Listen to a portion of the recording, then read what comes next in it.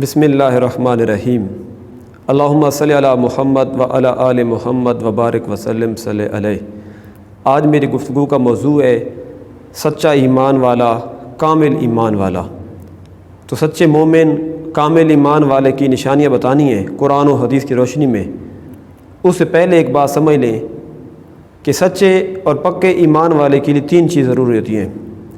ایک ہے تصدیق بالجنان، یعنی کہ اللہ تعالیٰ کی توحید، انبیاء کی رسالت، آسمانی کتابیں، فرشتے، تقدیر، جتنے بھی اسلامی عقائد ہیں ان کے دل سے سچا ماننا، یہ تصدیق بالجنان۔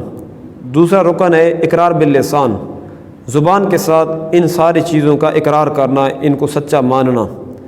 تیسری چیز ہے عمل بالارکان، یعنی کہ ان سارے چیزوں کو ماننے کے بعد بندہ عمل کر کے بھی دکھائے کہ واقعی وہ مومن ہے، ایمان والا ہے۔ اسلام اس کے عمل کے اندر، ایمان اس کے عمل کے اندر بھی نظر آنا چاہیے۔ تو میں آپ کو قرآن و حدیث کی روشنی میں صفات بتاتا ہوں، وہ صفات آپ سنیں، سماعت کریں اور پھر اس کے بعد اپنے ایمان کا احتساب کریں اور اپنے آپ سے پوچھیں کہ آپ ایمان کے کس درجے پر فیض ہیں۔ اللہ رب العالمین قرآن میں ارشاد فرماتا ہے انما المؤمنون الذین اذا ذکر اللہ وجلت قلوبہم، کہ بے شک سچے اور کامل ایمان والے وہ لوگ ہیں کہ جب اللہ کا ذکر ان کے پاس ہوتا ہے تو ان کے دل ڈر جاتے ہیں، ان کے دلوں میں خوف پیدا ہو جاتا ہے، ان کے دل لرز جاتے ہیں، کانپ اٹھتے ہیں، ان کے دل وجد میں آ جاتے ہیں۔ وَإِذَا تُلِيَتْ عَلَيْهِمْ آيَاتُهُ زَادَتْهُمْ ایمانا، جب اللہ کی آیتیں ان پر پڑھ دی جاتی ہیں تو ان کا ایمان وہ آیتیں اور بڑھا دیتی ہیں۔ جو آیتیں تلاوت کی جاتی ہیں ان کا ایمان بڑھنا شروع ہو جاتا ہے، ان کا ایمان بڑھتا چلا جاتا ہے۔ وَعَلَىٰ رَبِّهِمْ يَتَوَكَّلُونَ، اور سچے مومن اپنے رب پر بھروسہ رکھتے ہیں۔ زندگی کے ہر شعبے میں، ہر معاملے کے اندر ان کا بھروسہ، ان کا اپنے رب پر بھروسہ ہوتا ہے۔ الذین یقیمون الصلاۃ، وہ نماز قائم کرتے ہیں۔ ومما رزقناہم ینفقون، جو ہم نے ان کو رزق دیا اس میں سے ہماری راہ میں خرچ کرتے ہیں۔ 5 صفتیں اللہ رب العالمین نے بتائی ہیں، 3 صفات باطنی اور 2 صفات ظاہری کامل ایمان کے لیے۔ صفات باطنی، دل میں اللہ کا خوف، اور جب آیتیں سنتے ہیں تو ایمان ان کا تازہ ہوتا ہے، ایمان بڑھنا شروع ہو جاتا ہے۔ تیسری باطنی صفت ہے ان کا بھروسہ اپنے رب پر ہوتا ہے۔ اور 2 صفات ظاہری ہیں، وہ یہ ہے کہ نماز قائم کرنا اور اللہ کی راہ میں مال خرچ کرنا۔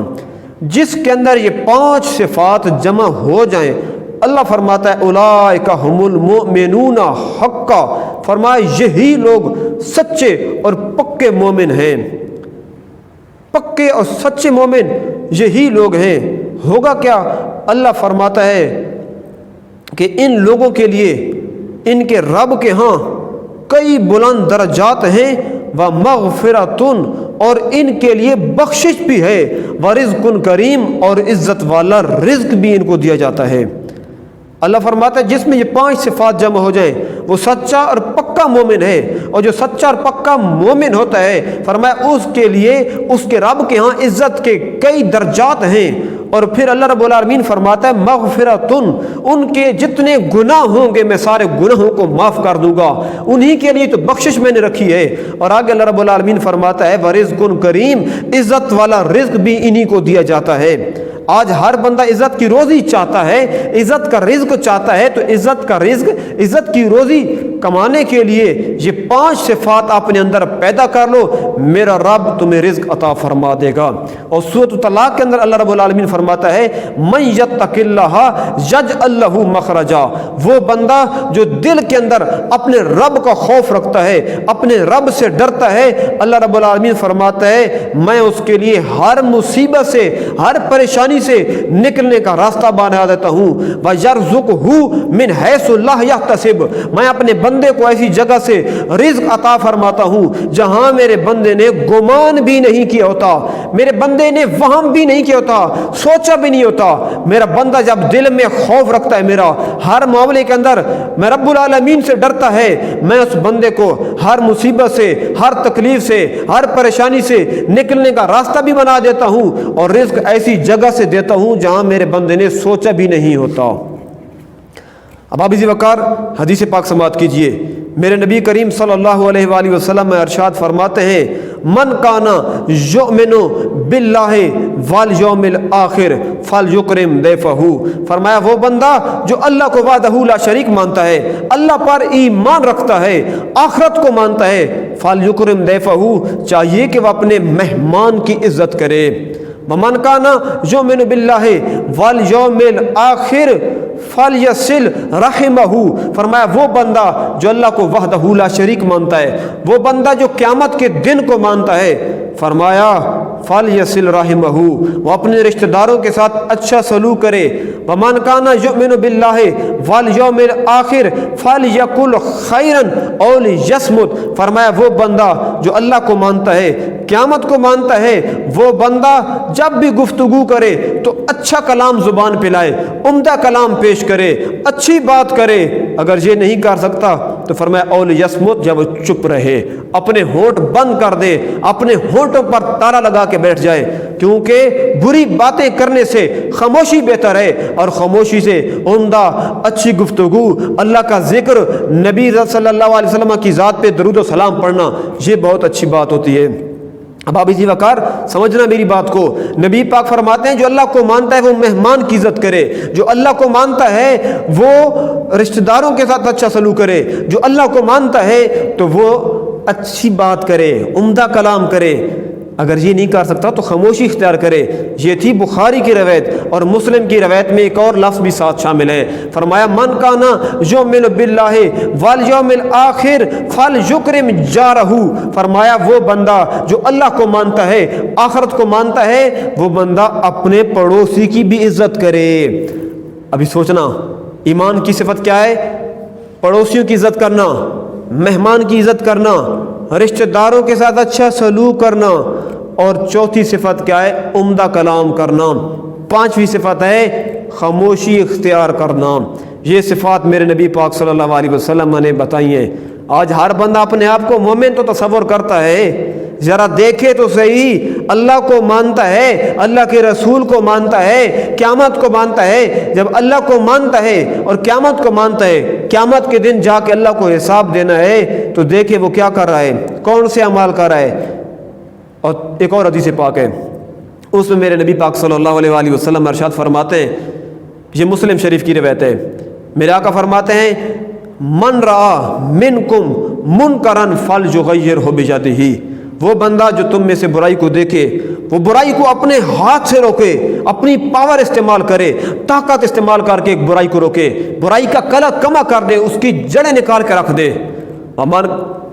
اور آگے فرمایا کہ فَإِلَّمْ يَسْتَطِعْ فَبِلِسَانِهِ، جو ہاتھ سے طاقت استعمال نہیں کر سکتا، پاور استعمال نہیں کر سکتا، فرمایا فَبِلِسَانِهِ، وہ اپنی زبان استعمال کرے، زبان کے ساتھ اس چیز کی برائی بیان کرے، مذمت بیان کرے، لوگوں کو اس سے دور رہنے کی تلقین کرے، لوگوں سے اسے نفرت دلانے کی کوشش کرے۔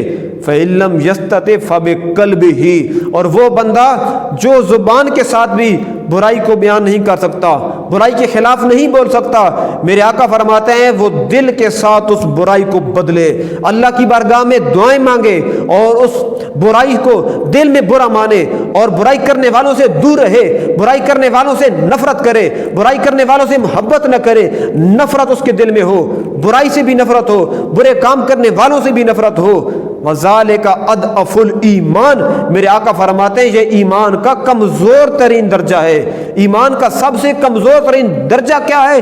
میرے آقا فرماتے ہیں برائی کو دل میں برا ماننا۔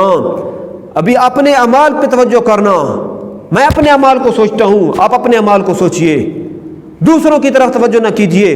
دوسروں کو صحیح کرنے سے پہلے اپنے آپ کو صحیح کیجئے، کیونکہ قرآن کہتا ہے اَتَأْمُرُونَ النَّاسَ بِالْبِرِّ وَتَنْسَوْنَ أَنفُسَكُمْ، فرمایا لوگوں کو تو نیکی کی دعوت دیتے ہو، لوگوں کو نیکی کا حکم دیتے ہو اور پھر اپنے آپ کو بھول جاتے ہو، وَتَنْسَوْنَ أَنفُسَكُمْ، اپنے آپ کو بھول جاتے ہو۔ اور قرآن کہتا ہے لِمَ تَقُولُونَ مَا لَا تَفْعَلُونَ، جو خود نہیں کرتے وہ دوسروں کو کیوں کہتے ہو۔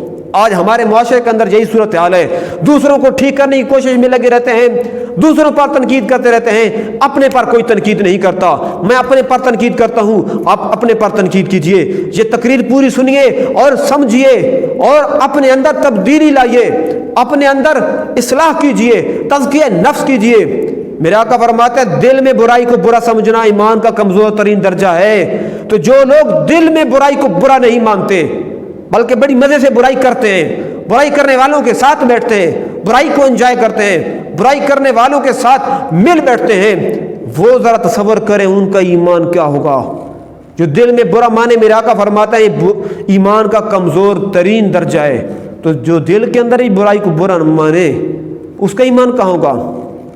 ایک اور بات یاد رکھنا، آج کل ہر بندہ دوسرے کے ایمان کا فیصلہ کرتا ہے، ذرا کچھ دیکھتا ہے کہ نہیں دیکھتا، کفر کا فتویٰ بغل سے نکالا اس کے اوپر تھوپ دیا۔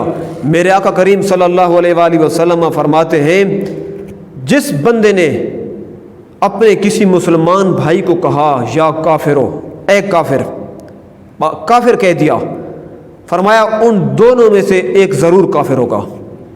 یا تو جس کو کافر کہا ہے اگر وہ کافر ہے تو ٹھیک ہے، اگر وہ کافر نہیں ہے تو کہنے والا خود کافر ہو جائے گا۔ اپنے ایمان کا سوچئے۔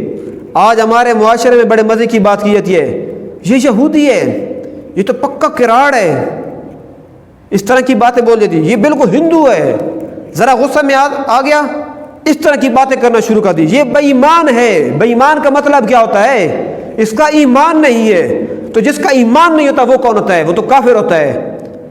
اور سادہ سی بات کہہ دی یہ بے ایمان بندہ ہے، یہ منافق بندہ ہے۔ دوسروں کے اوپر تنقید کرتے کرتے اپنا ایمان کھو بیٹھے، اپنا ایمان ضائع کر بیٹھے۔ اپنا ایمان بچانے کے لیے پہلے علم حاصل کرو، علماء کے پاس بیٹھو۔ علماء وہ علماء جو آپ کو قرآن پڑھ کے سنائیں، جو آپ کو حدیث پڑھ کے سنائیں۔